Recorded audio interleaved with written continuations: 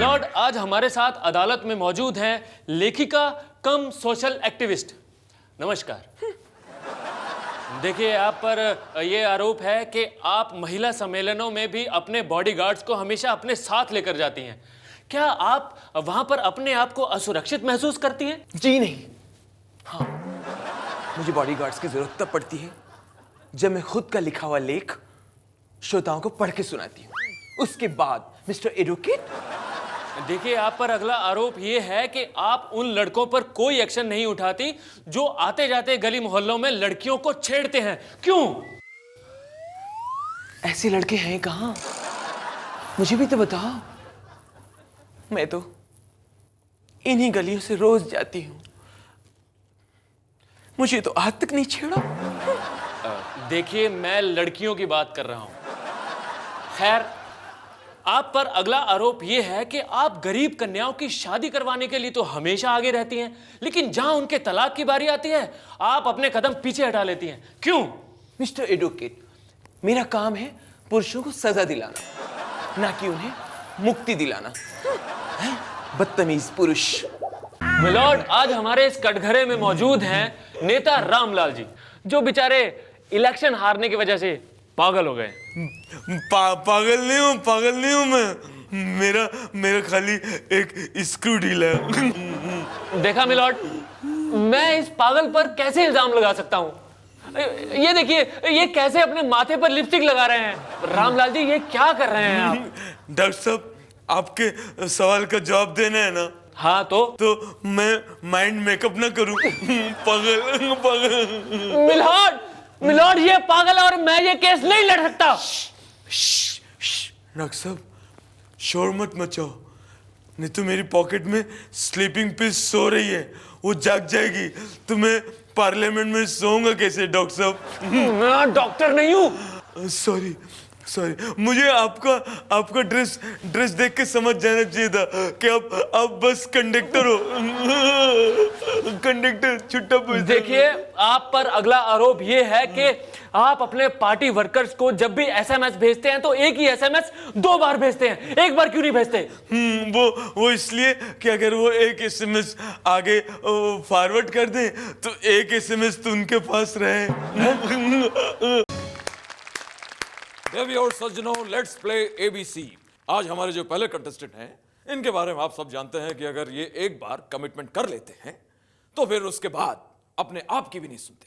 तो स्वागत कीजिए बलवान खान। ओके, ये कैटरीना का स्टाइल है, बहुत अच्छा है, तशरीफ रखिए।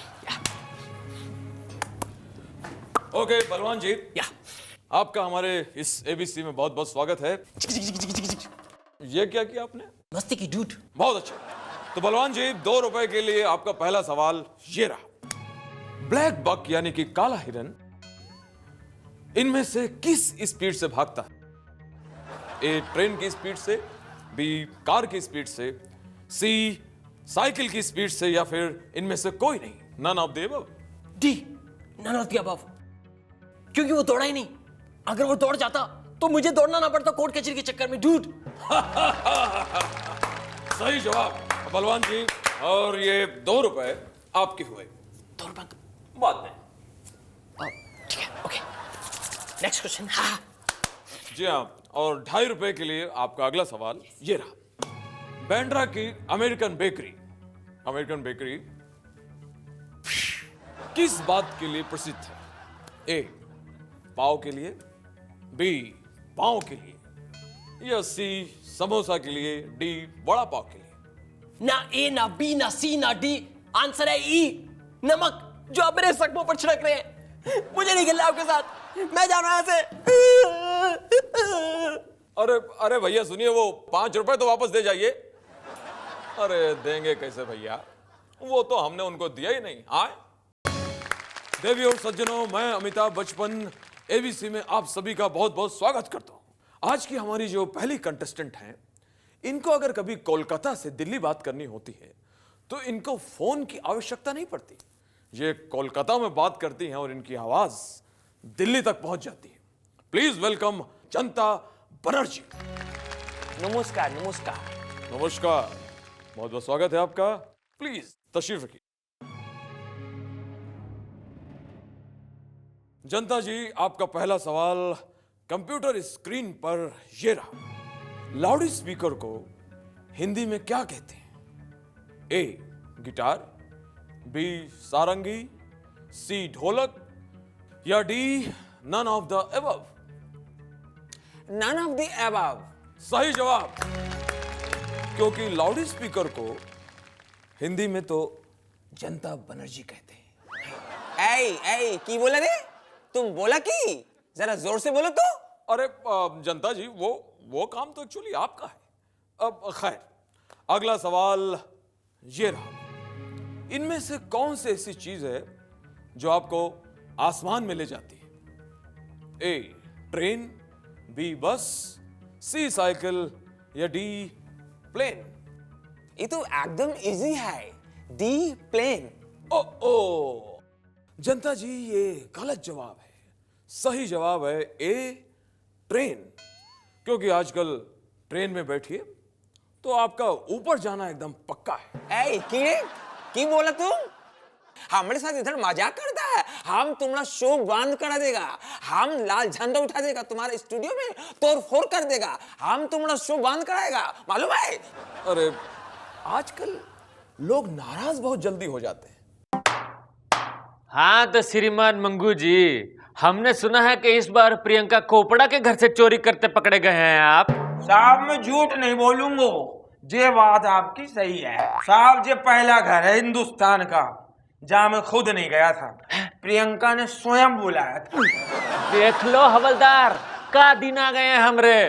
अरे हमें तो कोई चोरी करने के बाद भी नहीं बुलाता है, और ये साहब हैं जिनको चोरी करने से पहले बुलाया है, वो भी प्रियंका कोपड़ा ने। ऐसी बात नहीं है साहब, हमको भी बुलाते हैं, बराबर बुलाते हैं, लेकिन चोर लोग हिस्सा बांटने के लिए।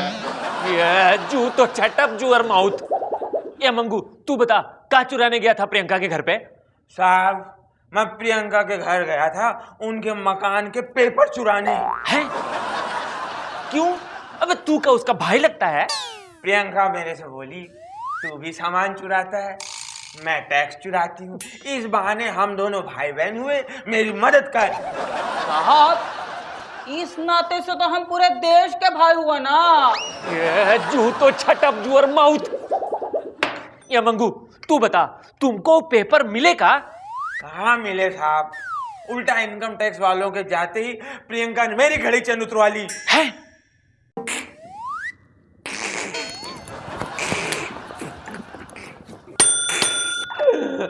हेलो साहब हम बोल रहे हैं। हाँ, हम भी बोल रहे हैं साहब बेच।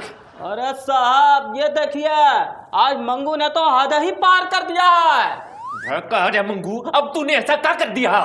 अरे यही है तो, आज ये ससुरा कछु किया ही नहीं है, इसीलिए पकड़ के लाया हूँ। ये मंगू, अरे ऐसा कैसे चलेगा है? अरे अपने काम में ढील रखेगा तो हमरा क्या होगा है? अरे हमने भी तो छोटे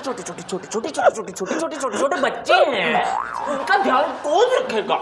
साहब मेरी बेइज्जती हो गई साहब, मेरा दिमाग हुड़गुम्बा हो गया साहब। साहब कल रात में जिस घर में चोरी करने गया था उन लोगों ने मुझे पकड़ लिया, मुझसे बोले तुम कौन हो? मैंने कहा मैं चोर हूँ। बोले कैसे मान ले तुम चोर हो, कोई सर्टिफिकेट दिखाओ, कहाँ ट्रेनिंग की बताओ, ट्रेनिंग सेंटर का नाम बताओ। मेरा दिमाग खराब हो गया साहब।